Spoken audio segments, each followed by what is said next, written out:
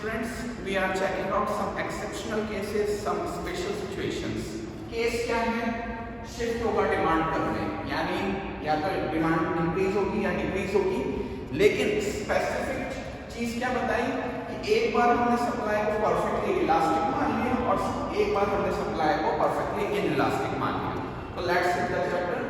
यहाँ supply perfectly elastic है। Supply perfectly elastic होने का मतलब है कांस्टेंट प्राइस पे प्राइस कांस्टेंट रहते हुए सप्लाई इंक्रीज या डिक्रीज हो सकती है टिल इंफिनिटी, यानी बिना प्राइस के चेंज के सप्लाई में चेंजेस लाए जा सकते हैं इंफिनिटी तक। अगेन दो केस, इंक्रीज इन डिमांड का, डिक्रीज इन डिमांड का। ये हमारा इनिशियल इक्विलिब्रियम का स्टेज है। यहाँ पर डिमांड और सप्लाई आपस में एक दूसरे को इंटरसेक्ट कर रही है पॉइंट बी पे। इक्विलिब्रियम प्राइस आया ओपी और इक्विलिब्रियम क्वांटिटी है ओक्यू। अब समझिएगा, आप कहेंगे सप्लाई का ऐसा क्यों बनाया, तो हमने डिस्कस किया है कि सप्लाई कैसी है, परफेक्टली इनइलास्टिक, परफेक्टली इलास्टिक है और परफेक्टली इलास्टिक सप्लाई का हमेशा एक्स एक्सिस के हॉरिजॉन्टल पैरेलल बनता है।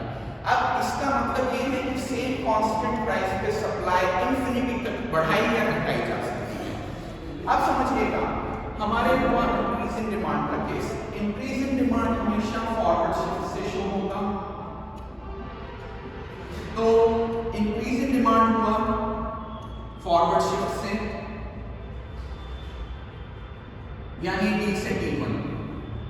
अब समझिएगा, थोड़ी देर के हम मान लेते हैं कि क्योंकि पहले E पॉइंट के ऊपर MD बराबर MS आ रहा था इक्विलिब्रियम होने की वजह से। अब आप कहोगे कि डिमांड इंक्रीज हो गई तो डिमांड ग्रेटर देन सप्लाई हो जाती है, होना तो यही है। बट जैसे डिमांड ग्रेटर देन सप्लाई होती है, याद करिएगा मैंने आपको बोला था सेम प्राइसेस पे सप्लाई को इंक्रीज भी किया जा सकता है, डिक्रीज भी किया जा सकता है, और वो कहां तक चलेगा कि इंफिनिटी तक। यानी अगर हम इसको डिमांड ग्रेटर देन सप्लाई भी बोलेंगे तो वो बहुत मोमेंटरी होगा, बहुत थोड़े से टाइम पे होगा, क्योंकि जैसे डिमांड बढ़ेगी सप्लाई उसको कंपनसेट करने के लिए आ जाएगी और बिना प्राइस में चेंज किए प्राइस कांस्टेंट रहते हुए सप्लाई भी इंक्रीज हो जाएगी और डिमांड इक्वल सप्लाई फिर से आ जाएगा। कहां पर? एक नए इक्विलिब्रियम पे जिसको हम कहेंगे E1। न्यू इक्विलिब्रियम आएगा E1। अब इस न्यू इक्विलिब्रियम पे देखिएगा prices, equilibrium price still OP and equilibrium quantity OQ1। तो आप टोटल देखिए इनिशियल प्राइस इक्विलिब्रियम का था OP, ये भी अभी भी OP है, इक्विलिब्रियम क्वांटिटी OQ से OQ1 हो गया। यानी ओवरऑल में बात करूं तो इंक्रीज इन डिमांड के बाद क्या होगा, इक्विलिब्रियम प्राइस OP से OP ही रहेगा, यानी कांस्टेंट रहा।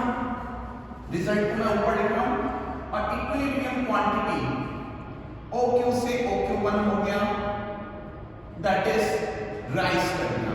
और ऐसा क्यों हुआ? क्योंकि हमने बोला था सप्लाई परफेक्टली इलास्टिक है, तो प्राइस में कोई चीज नहीं आएगा, केवल जैसे OQ राइज करेगा या आपका डिमांड राइज करेगा, सप्लाई राइज होकर बिना प्राइसेस में चेंज लाए एक न्यू इक्विलिब्रियम को अचीव कर लेगी। इनवर्स केस, अगर किसी केस में डिक्रीज इन डिमांड हो तो ये आपका स्टिल वही डायग्राम चल रहा है, ये डिमांड ये सप्लाई।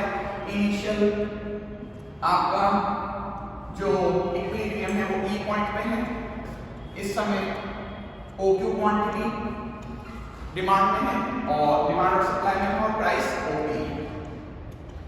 इस बार डिमांड का बैकवर्ड शिफ्ट मारेगा क्योंकि डिक्रीज इन डिमांड के केस में। तो देखिएगा E पॉइंट में MD इक्वल MS है, इक्विलिब्रियम का केस चल रहा है।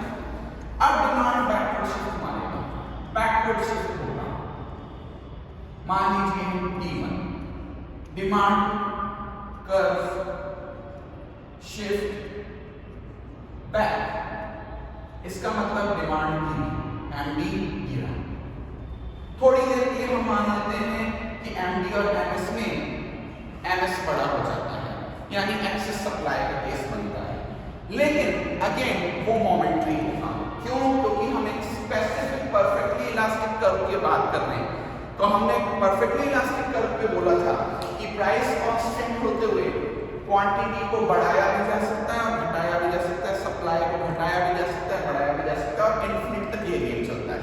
तो मोमेंटली थोड़ी देर के लिए सप्लाई ज्यादा रहेगी, तो अब प्राइस कांस्टेंट होते हुए प्राइस कांस्टेंट रहेगी बेटा, क्योंकि बार-बार ध्यान रखिए आप कौन से सप्लाई कर्व को पढ़ रहे हो, परफेक्टली इलास्टिक सप्लाई कर्व, और परफेक्टली इलास्टिक सप्लाई कर्व में प्राइस हमेशा कांस्टेंट रहता है। प्राइस कांस्टेंट होते हुए सप्लाई अपने आप फॉल करेगी और फॉल करते करते वो कहां मिलेगी, जहां पर फिर से एम्प्टी हो जाए, एम्प्टी के बराबर हो जाए। सप्लाई सेम प्राइसेस पे फॉल करेगी और फॉल करते करते उस पॉइंट पे आएगी जहां पे जाके वो एम्प्टी के बराबर हो जाएगी और एक नया इक्विलिब्रियम हमें देगी E1। न्यू इक्विलिब्रियम जो आएगा वो होगा E1। इस समय equilibrium prices still OP, equilibrium quantity OQ1,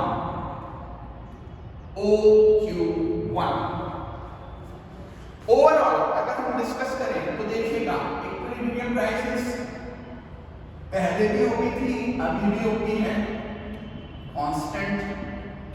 equilibrium quantity पहले OQ थी, OQ1 थी, OQ थी और अब OQ1 हो गई है। डायग्राम से आप देख सकते हैं ये फॉल हो गई। तो देखिएगा जब सप्लाई परफेक्टली इलास्टिक है तो दोनों ही केसेस में इक्विलिब्रियम प्राइसेस में कोई चेंज नहीं आया, केवल क्वांटिटी राइज और फॉल करके अपने आप इक्विलिब्रियम को मैच कर रही है।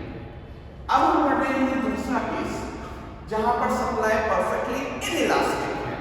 सप्लाई परफेक्टली इनइलास्टिक का होने का मतलब है प्राइस में कितने भी चेंजेस आए, प्राइस में कितने भी चेंजेस आए, क्वांटिटी रिमेन कांस्टेंट।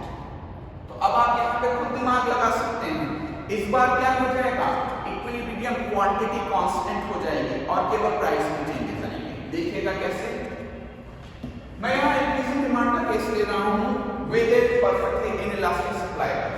ये आपका इनइलास्टिक सप्लाई कर्व जहां पर ES आपको शो कर रहा है 0।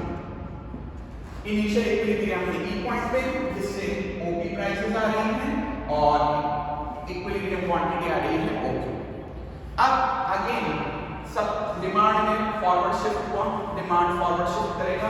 ये माना मैंने डिमांड में बेटा फॉरवर्ड शिफ्ट, ये हो गया D से D1, forward shift in demand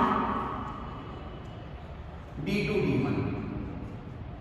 अब समझिएगा पहले E पॉइंट पर MD बराबर MS था,